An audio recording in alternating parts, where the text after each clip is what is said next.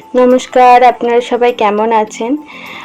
Suchismita daily ব্লগে আপনাদের সবাইকে স্বাগত। চলে এসেছে আজকে একটা নতুন ভিডিও নিয়ে। আজ আপনাদের সাথে এক জনমদুখী মায়ের গল্প শেয়ার করব। আপনাদের বলেছিলাম না, আমরা এই রিসেন্ট একজনকে হারিয়ে ফেলেছি, সে হচ্ছে আমার মা। এতদিন কেন আপনাদের সাথে শেয়ার করতে পারিনি, তার কারণ আমার মায়ের বিষয়ে কথা বলার মতন সাহস বা মনের জোর কোনোটাই আমার ছিল না। জানেন, আজ মনটাকে অনেক শক্ত করে আপনাদের সঙ্গে মায়ের কথাগুলো শেয়ার করতে বসেছি। আজ মার কথা বলতে বলতে যদি কোনো ভুল ত্রুটি হয়ে যায়, আমায় ক্ষমা করে দেবেন। আপনারা হয়তো ভাবতে পারেন আমার মা তো বেঁচে আছে, তাহলে আমি কেন এনাকে মা বলছি? ইনি হলেন আমার দিদা। ছোট থেকে আমরা আমার দাদা আর আমি আমার দিদাকেই মা বলে ডাকি। ইনিই আমাদের ছোট্ট থেকে বড় করে তুলেছেন, আর আমরা মামার বাড়িতেই মানুষ হই, মামাদের আর দিদার ভালোবাসায়, দাদুর ভালোবাসায়। ঠিক যেমন মা যশোদা কৃষ্ণকে ছোট থেকে পালন করে বড় করে তুলেছিল, ঠিক তেমন আমার দিদা আমাদের পালনকারী মা। ছোটতে আমরা মামার বাড়িতেই মানুষ। আমার মামারা ছিল আমার বাবার মতন, ঠিক আমার বাবাই। এরপর বলি আমার মার গল্প। আমার মা যবে থেকে বিয়ে হয়ে শ্বশুর বাড়ি আসে, তবে থেকে মার জীবনে দুঃখ শুরু হয়। আমার মা 14 বছর বয়সে বিয়ে হয়ে আসে। মা ছিল বাড়ির বড় বউ। মা কখনো তার দায়িত্ব কর্তব্য থেকে সরে আসেনি, তাও মাকে অনেক কষ্ট সহ্য করতে হয়েছে। আমার দাদু ছিল বেকার, জমি জায়গা দেখাশোনা করত।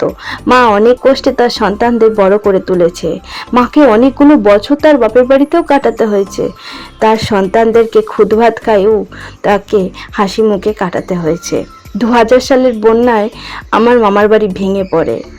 তখন মার দাদারা তাদের দেশের বাড়ি ভেঙে দিদার ঘর বানিয়ে দেয়। দিদা বাপের বাড়ি ছিল খুব ভালো। আমরা আমাদের মামার বাড়িকে বলতাম বাড়ি, আর আমার দিদার বাপের বাড়িকে বলতাম আমাদের মামার বাড়ি। যাই হোক, তখন মাকে তার দাদারা মাটির দোতলা বাড়ি বানিয়ে দেয়। আরও অনেকভাবে মার বাপের বাড়ির সবাই মাকে খুব সাহায্য করে। একটা ছোট্ট ভিডিওতে সবটা বলা সম্ভব নয়, যতটা পাচ্ছি আপনাদের সাথে শেয়ার করছি। তারপর বেশ ভালোই চলছিল।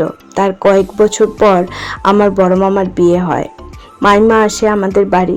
বেশ কিছুদিন ভালোই চলে, আবারও অশান্তির সূচনা হয়। তারপর আমরা ছোট মামা পাঞ্জাবে কাজে চলে যায়, আর বড় মামা জমি জায়গা দেখাশোনা করে। আস্তে আস্তে সব ঠিক হয়ে যায়। তারপর সব ভালোই চলছিল। বেশ কয়েক বছর পর ঘনিয়ে আসে বিরাট ঝড়। আমার ছোট মামা কাজের জায়গা থেকে বাড়ি আসে। হঠাৎ করে মামার জ্বর হয়। পাঞ্জাব ফিরে যাওয়ার জন্য মামার টিকিটও কাটা হয়ে গেছে। তাই মামা তড়িঘড়ি ডক্টরের কাছে গিয়ে বলে আমাকে খুব ভালো ওষুধ দেওয়ার জন্য। আমি ফিরে যাব পাঞ্জাব। তাই মামাকে ভালো ওষুধও দেওয়া হয়, কিন্তু ওষুধটা কড়া ডোজের থাকায় সেই ওষুধটাতে ছিল স্টেরয়েড। মামার শরীরে ব্লাড ক্যান্সার ধরা পড়ে। স্টেরয়েড সহ্য করতে না পারার কারণেই হয় এমন অঘটন। তাই মামাকে আর পাঞ্জাব ফিরতে হলো না। 2 মাস মতন বোম্বাই চলে যায় মামা, বাবা আর একটা কাকু। ওখানে 2 মাস মামার ট্রিটমেন্ট চলে ক্যান্সার হসপিটালে। তারপর ওখানকার ডক্টরই কলকাতা অ্যান্টেগর হসপিটালে মামাকে চিকিৎসাধীন থাকতে বলে। তার 6 মাসের মধ্যেই মামা আমাদের ছেড়ে চলে যায়। মায়ের বুকের হাড়ে একটা হাড় ভেঙে যায়। তার কয়েক বছর ঠিকঠাকভাবেই কাটছিল। আমার মামা কাছে মা গল্প করেছিল 3টে জায়গা ঘুরতে যাওয়ার জন্য, কিন্তু আমার মামা সেই কাজগুলো করে যেতে পারেনি। আমার মাকে নিয়ে মা বলেছিল আমি পুরী, জয়রামবাটি আর নবদ্বীপ মায়াপুর ঘুরতে যেতে চাই। আমি সেই জায়গাগুলো মাকে ঘুরিয়ে দেখিয়েছি, জানেন। যাই হোক, তারপর কয়েক বছর ঠিকঠাক চলে। আমি কলকাতায় কাজে যাই, মাও আমার সাথে যায়, মাও আমার সাথেই থাকতো। তারপর হঠাৎ করে দাদুর শরীর খারাপ হয়, তাই মা বাড়ি চলে আসে। তার কয়েকদিন পর আমার দাদুও মারা যায়। এই যে এই ছবিটা এই বছর দোলের সময় ছবি। এটাই আমার মায়ের শেষ ছবি আমাদের সবার সাথে তোলা। তো তারপর মার আর দুঃখ কষ্টের শেষ নেই। মা বড় মামার মুখের দিকে তাকিয়ে আর দাদার মুখের দিকে তাকিয়ে বেঁচে থাকতে শুরু করে। আমার ছোট মামা মারার 5 বছর আগে আমার বড় মামার ছেলে হয়। সেও তার কাকুর কাজ করে। তারপর কিছু বছর চলে সুখ দুঃখ মিলিয়ে। তারপর আমার বিয়ে হয়ে যায় 2020-তে। 2021-এ আমার বড় মামা মারা যায়। মা আর একটা বড় আঘাত পায়। মা নিজেকে সামলে আমার দাদার মুখের দিকে, আমার ভাই আর আমার মুখের দিকে তাকিয়ে বেঁচে থাকে। 2022-এ আসে সব থেকে বড় ঝড় আমাদের জীবনে। আমার দাদাকে হারিয়ে ফেলি আমরা। মা সব শেষ হয়ে যায়। তারপর কেমন যেন মা হয়ে যায়। একটার পর একটা দুঃখ, অনেক মানুষের যন্ত্রণাদায়ক কথা মাকে শুনতে হয়। মার ভিতরটা জ্বলে পুড়ে শেষ হয়ে যায়। মা মরার আগের দিন পর্যন্ত অনেক কষ্ট পেয়ে গেছে। আমার ছেলে হওয়ার আগে মার অবস্থা খারাপ হয়ে যায়। মা আবার আস্তে আস্তে ঠিক হয়ে যায়। আমার বাবুকে নিয়ে আমার বাবার বাড়ি আসি, তখন মা আমার মাকে বলে, আমার মা দিদা আমার মাকে বলে আমাদের বাড়ি আসবে। মা তখন আমাদের বাড়ি আসে। আমরা সবাই একসাথে খুব মজা করে দিন কাটাচ্ছিলাম। আমার বাবুকে দেখে তার শান্তি হয়, তাকে মন প্রাণ ভরে আশীর্বাদ করে।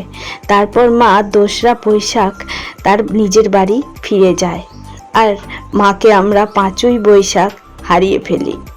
আমার মা জানেন তো, খুব শান্তি পেয়েছে।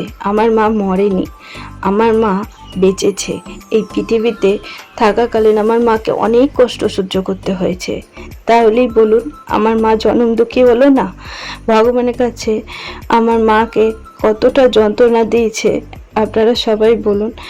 আপনারা সবাই আমার মার জন্য ভগবানের কাছে প্রার্থনা করবেন, যাতে আমার মার যেন খুব ভালো থাকে। পৃথিবীতে যতদিন ছিল খুব কষ্ট পেয়েছে, আর যেন কষ্ট না পায়।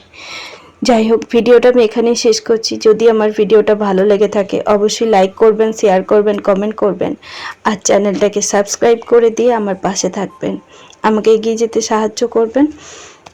তাহলে দেখা হচ্ছে একটা নতুন ভিডিওর সাথে। ততক্ষণে আপনারা সবাই ভালো থাকুন, সুস্থ থাকুন, আর সবাইকে ভালো রাখুন। এই ভিডিওটা শেষে আমার মায়ের একটা ভিডিও বানানো আছে, আর আমাদের এক একজন ছেড়ে চলে যাওয়া, এই পৃথিবী থেকে বিদায় নেওয়া মানুষদের ভিডিও করা আছে। ভালোবাসার মানুষের বড্ড অভাব জানেন এখন। যাই হোক, আমাদের বিষয়ে যদি আরও কিছু আপনারা জানতে চান তাহলে অবশ্যই কমেন্টে জানাবেন। নিশ্চয়ই আরও অনেক কিছুই বলার আছে, সবটা তো একটা ভিডিওতে বলা সম্ভব নয়। যদি জানার ইচ্ছা থাকে তাহলে আমায় বলবেন, আমি নিশ্চয়ই জানাবো। তখন কে বলি গো সেই প্রভাতে নেই আমি, সকল খেলায় করবে খেলাই আমি। কে বলি গো সেই প্রভাতে নেই আমি, নতুন নামে ডাকবে মোরে। তখন কে বলি গো সেই প্রভাতে নেই আমি।